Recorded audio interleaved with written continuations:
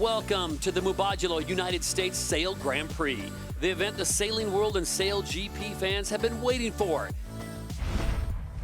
Well, here we go, left-hand side of the screen, we see the start line. There's the blue pole position, and Spain, well, he's aggressive. He's early leading back here, Jordi Jamar, on the Spanish boat. He's going to be probably a little early to take off. Nathan Outridge on Japan. Have a look at the Japanese boat coming through underneath the fleet. He's attacking this bottom end of the line. It's all about the timing. It's Australia in the middle of the line. He's early. Nathan Outridge and the Japanese crew at the bottom of the line. Full pace. Timing looks good. Here we go. Light goes white. It's clear to go. Great start by Jordi Jamar, but at 63 kilometers an hour on the top of the wing there. Nathan Outridge and his Japanese crew are going to lead the fleet towards Mark 1. It's a drag race now. All 8 teams off and sailing in the San Francisco Bay. The key, mark number 1. Who's going to have the pole position? It looks like Nathan Outridge and Japan are in the prime spot. The bottom end of the fleet, left-hand side of our screen, was the shorter distance. Nathan timed it perfectly on the Japanese boat, and here they go. They have control of the first decision. It's tight, second, third, and fourth. France, Spain, and Australia. It's going to be a sprint down here as they approach gate 2. Well, look at the ladder line here. We can see in the middle of the fleet, the Spanish actually have found a little bit more wind. They're finding their way down the course quicker. That's going to be crucial. The Spanish team here set up. Jordi Jamar, that board's taking a long time to get on the lock. Here they go. They're having to jibe, but the Japanese stepping out as we come down the course. It's tight in the back here. The Spanish fall off the foils. Japanese set up to jibe, and it was a diving move by Peter Burling. The Spanish, oh, they've messed the jibe up. Big loss by the Spanish crew. Burling and his New Zealand crew charging in second, and they're all setting up for a right turn at gate 2. And as they come to gate number 2, it is Japan in the lead, New Zealand and the USA spurting into a prime position, but a near miss there, and a lot of confusion and a lot of congestion in the middle of the field. All the boats are trying to get out to that bottom left for the flat water. The Brits have decided to go to the opposite gate and try and sail a bit free and fast. It'll be interesting to see where they rejoin the boats that are coming off the shoreline. Looking at the ladder line, it's Peter Burling and the New Zealand crew. Look at the speed at the top of the mast, 55 kilometers an hour. Huge boat speed on the Kiwi boat. But look at Australia. Australia back in the game, Todd. They are out the back. And at the moment, the big losers are the Japanese crew. Found a light wind patch. It's going to be tight with Great Britain. Outridge and his Japanese crew have to turn behind as the Kiwis in Australia straight into attacking duel. And the Americans also falling back. They were in 3rd, now back to 5th. Bad jibe there by Burling. The boat's off the foils. Look at the speed here. And look at the wind speed on the British boat. They're going to the San Francisco shoreline, and they have got more wind speed than the boats offshore. That means they're not only just in the flatter water, but they've got better wind as well. So now the entire fleet is chasing Great Britain here as they make their way into leg number 4. New Zealand, Australia, Japan, and the USA fighting for that 2nd position. Ainsley here, he's set up to go offshore again. He's going to sail away from the land, find the clearer wind. That did him well on the last leg. Look at that lead, over 200 meters ahead of the 2nd place New Zealand boat. On the final leg, leg 6 here in race number 1, day 1 in San Francisco at the Mubadala Sail Grand Prix. All eyes on the Union Jack. Great Britain comes to San Francisco, and they will claim the win in race number 1. New Zealand are on the foils out the back. Is there a gap for them to find it? I think there is too little too late, and it's Outridge on board the Japanese boat at the top of the line. Look for the line to turn white. Australia and Japan on the button, and it's now a drag race between these two massive teams. On the inside, it's Slingsby trying to press over the top. It's Japan. As they approach mark number 1, this is race number 2, and it looks to be like the Aussies might have the best position as they get set to make the turn. And look at Japan and Outridge over the top. Japan have got to keep clear. He's pressing so hard. Wow, that's a precursor for tomorrow's grand final there. An absolute power of strength. My wing, 2, 1, going forward. Early jibe by Outridge. He doesn't like the light winds under this San Francisco shoreline, and in the background, Slingsby. Oh, look at this. They lost control of the boat. Fly too high. They're going to be down. They're not going to be foiling. Big loss coming here for the Japanese crew. Massive mistake. 24 kilometers an hour. Australia and Slingsby, he'll have absolutely loved that. He fell over in front of him, and Slingsby's gone off down the racetrack. and away. Nikolai Sehersted is the big gainer on this downwind. Look at the speed from Denmark. He's going to go left turn. That worked very well for the British crew, and at the moment, these first three are boosted away. 2, 1, angle. Good pressure all this way. Are you surprised to see Tom Slingsby, the defending champions Australia, who are already into the grand final, racing as tough as they are, as New Zealand almost clips them from behind? Wow, that was a tight tack there. Denmark still in a learning process as they make the turn at this gate. They'll be on to leg number 4. They have the lead. Here comes Spain with their new helmsman, Jordi Chamar. Right now on us. In 3, 2, 1, angle. Pressing. Young crew that has had a learning process throughout the season. They had a great performance in Denmark and Aarhus, but they have been consistently in the middle towards the back of the pack. Oh, that's some bit of bad luck. Oh, the Australians stuff it. Flying too high there. Complete loss of control on the Australian boat. Flew too high.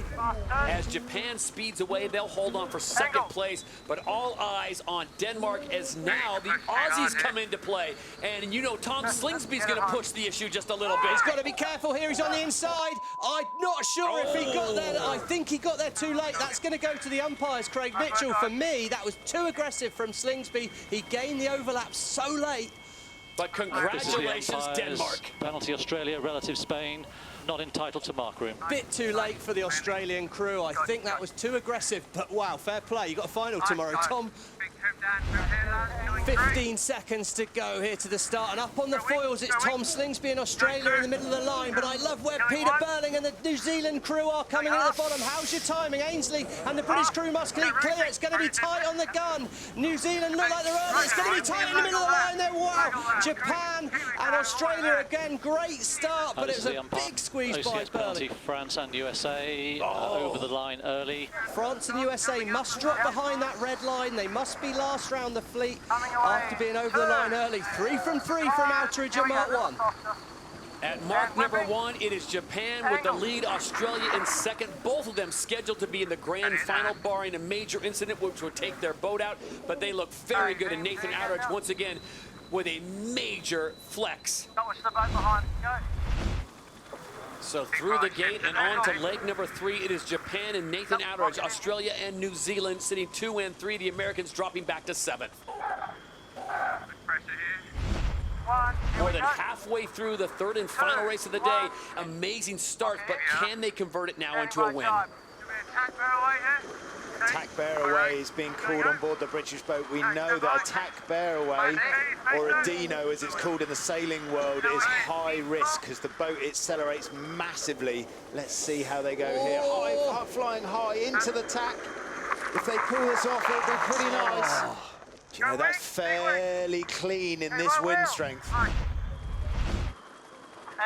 This will be a big moment here as Australia on starboard coming in, but it's the young Spanish crew coming in from the top of screen. They're going to have to keep clear, but a big gain for Japan.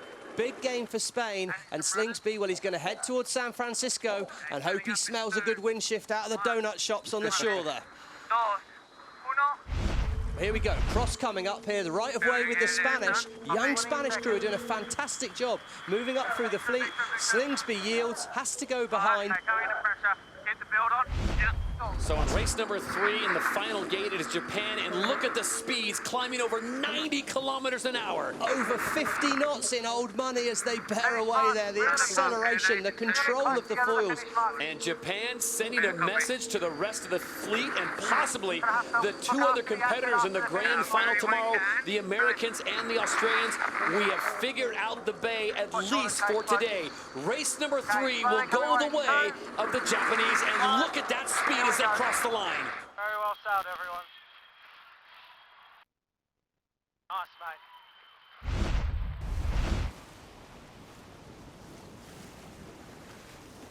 Here we go. Breaking through the start line there. Out of the middle of the line, it's Japan. They've done a fantastic job, but the American crew coming out, flying through the middle of the fleet there. Bottom of the line, it's New Zealand. It's a drag race, but this is the first. Oh, Jimmy Spittle, the boat's porpoising. Lost control of the ride height there. Boats are so hard to sail in this gusty condition, but this is the first time we've seen the Americans and Jimmy Spittle leading the fleet, and what a time to do it.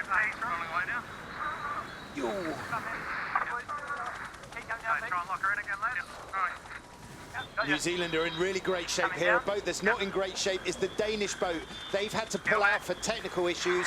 They were coming joint third overall, and they've had to pull out. Really sad news for Danish SailGP fans. And look at the speeds. Look at the speed, Todd. Indeed, it's going to come down to a jibe near the ley line. New Zealand first to jibe away. Green light on board. America says they're within 50 metres of the boundary there as they come downwind. He looks like he's lined up with the yellow line, Jimmy Spitter. The ladder line shows him to be a few metres ahead, but he's missed the jibe. Just 65 kilometres an hour as Burling and his New Zealand crew. Are they lined up for the left turn? Yes, they are. It will be New Zealand in first place, the Americans sitting in second.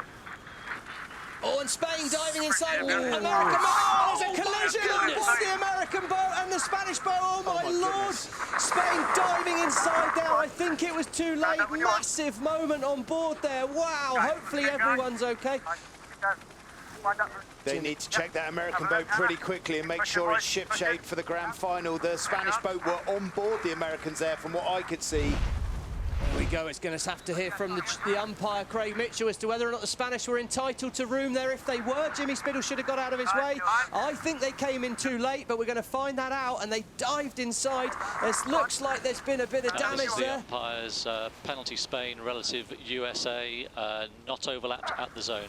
Oh, they Penalty clear. just tried to dive inside. A little bit reckless, a little bit loose. These gusty conditions, things are changing so quick. Look at that. Oh, wow. Looks like they're laying in here, and the French team, Content de la Pierre, well positioned. Nathan Outteridge at the bottom of our screen, going to come into shot right now in fourth. He's found his way up the course, but he's got a hard manoeuvre coming as Peter Burling, well, he's in. Oh, he's high out the water there. Andy Maloney manages to get the boat under control, the flight controller here.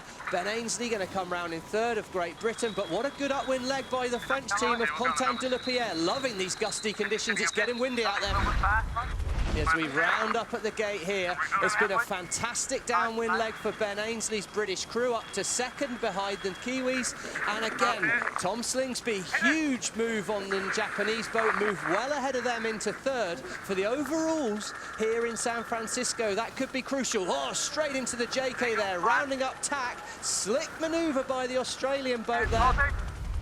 So despite all the drama in race number 4 with the Americans and the Spanish, it will be the Kiwis that get the win in race 4. It started off with an abandonment, a collision mid-race, and the Kiwis stayed clean and away. Australia will come in for second place. Great move for them, and Great Britain finishing in third. Who's going to get their timing right here as all the boats start turning down. Australia turns down first. Great Britain, will they pop up on the foils and look to shoot through? It's all about timing. Everyone too early here. They're going to go clear, flying through now in first place. It's going to be Australia breaking the line first, but the Great British crew, can they find that dark patch of wind in the background there? That's a huge gust of wind. Whoever gets that first is going to go seriously fast. Looks to me like Australia will be able to lead from here at Mark 1, but Japan are going to be coming in hot in that big gust. As they approach mark number 1 in race number 5, it will be the Aussies indeed, the defending champions from season 1, looking to carry momentum into the grand final. Can they get it done here? Working on depth. Rolling it down, Kinley. That's all I got for you there. And Stevie, for the folks that are new to sailing in San Francisco, it's consistent but tricky. It's consistently windy normally, but the wind's coming a little bit more off that shoreline we can see behind, and as soon as the wind comes off the shore, it's unstable. It's got to move around hills. Australians are trying to squeeze down to gate 2 here. Looks like they've done it in 1. This should be a big gain for the Australian crew. Oh, but they leap up round there. Good save on the rounding. Nathan Outteridge's Japanese crew are going to split the course. It's tight. Starboard tack with Great Britain. France and New Zealand must keep clear. Another collision. Oh, the French needed to get out the way there. The Great British boats had the right of way. The Kiwis, oh my Lord, another instance. These gusty conditions are catching everyone out. Here we go, starboard tack, Great Britain has right of way. France must give room for the Kiwi boat to keep clear. They don't, there's nowhere to go. They leap up Hopefully everyone's all right. Oh, it's some serious drama out here. Look, New Zealand are set up to jibe. They're expecting France to get out of the way, but the French are just not doing anything. Wow, my lord, that was a big moment in sport there. Delapierre puts his arms in the air. Slingsby, it is a big gain. Look at that. 300 metres in the blink of an eye, and that Australian roue is bouncing its way up the course. And the Australians will get round gate number 3 in the lead, and they'll be hoping to find wind away from here. So Australia moves on to leg 4 of 6, and we've had more drama in race number 5. Great Britain now sits in 2nd place. Japan has moved into 3rd. Southerly's in, Freddie. The Southerly is busting in here, isn't it? Look at that. The Southerly's won the Battle of the Breezes. It's getting And it sporty is out there. pumping in over the city, isn't it, now? So there you see the 5 boats in contention right now. This is the last upwind leg with Australia in the lead.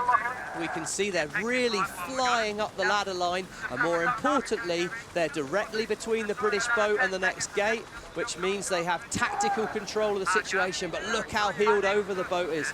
This is so rare for these top crews, the Australians. They just love these difficult conditions. Australia finishing in 2nd place in race number 4. They will get the win in race number 5. Mubadala, United States, a Sail Grand Prix here in San Francisco goes the way of Australia. And some well-deserved rest as they get set to defend their title from a year ago. The last race of season 2 of SailGP. 15 seconds to go. How's the timing? The Japanese closest to the line, leading back. Not what we expected. Dark patch of wind coming in above here. 8, 7 seconds to go. It's all about who can get on the foil. The Australians have the speed. There's the start there. Spittle's done a fantastic job again, but who's going to get on the foils first? It's Australia and Tom Slingsby. They're boosting away towards Mark 1. The camera boat in the way of the Japanese here, but boosting away. This is going to be a huge lead for Tom Slingsby as the Americans fall off the foils in the background. Advantage Slingsby. Both boats behind off the foils. Look at these 2 boats here, sat in no wind. And I'm looking at the UMPAP right now. Australia's about to get to Mark 1, and they must have half a leg lead on the Americans and the Japanese that we're on board with now. Champions Australia, they get an early break here in the grand final. $1 million plus on the line. They make the turn. They are on to leg number 3, and they will see the Americans and the Japanese still making their way down course. So a huge advantage to a team that you do not want to give an advantage to. It's Australia that found the win first. They took off as they make their way on. You heard the talk of the Chicago. Chicago, that's a right turn on the jibe, but they're off the foils. Down. Off the foils here. Now, how long are they going to stay off the foils? Will they get more wind back to pop up? This could be opportunity knocks for the boats behind if they're going to get a chance. This is it. Where's the next gust of wind? Look at the speeds, 11 kilometres an hour for the Australians, 45 kilometres an hour for the USA, and they're back within the same shot. The race is all on. We have a restart. Oh, but they're not laying. They're not laying. How big a mistake's that? They look like they might have been a bit greedy. They need to make the right turn. And here comes Japan. If the Japanese keep the boat on the foil, which they don't, and the Australians pick up the breeze, the Japanese have just come in to... We can see there on the back of the boat, Nina Curtis looking out for breeze. Hull comes up. Good sign for the Australian fans. And Australia has almost locked this thing up. The defending champions from last year looking to make it 2 in a row, and look at the distance growing. The Japanese, they are on the foils. They have closed the distance a bit. They're going faster, 66 kilometres an hour versus 55. Half on in 2, 1, half on. And it is Australia that claims the title in 2022.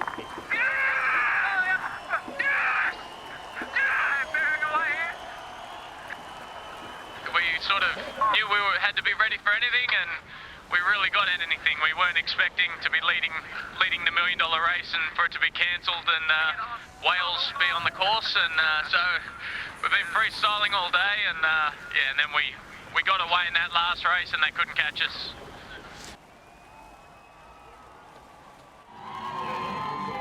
For Australia, it's another win and another $1 million.